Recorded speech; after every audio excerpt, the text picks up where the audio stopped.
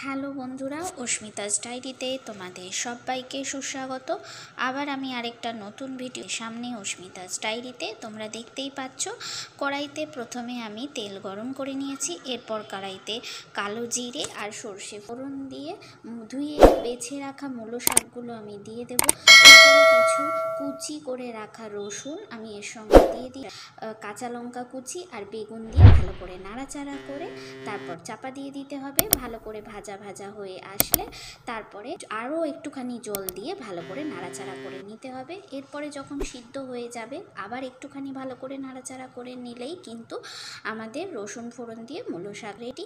তোমরা এইভাবে একটুখানি বাড়িতে করে দেও, খেতে কিন্তু অসম্ভব স্বাদ হয় বন্ধুরা। আর তোমরা কেবে মূলো শাক খেতে পছন্দ করো আমাকে কমেন্ট করে জানিও। রেসিপিটা তোমাদের কেমন লাগলো কমেন্ট করো। আর নতুন ভিডিও পেতে ফেসবুক পেজ, ইনস্টাগ্রাম এবং ইউটিউবেও ফলো করে নিতে পারো।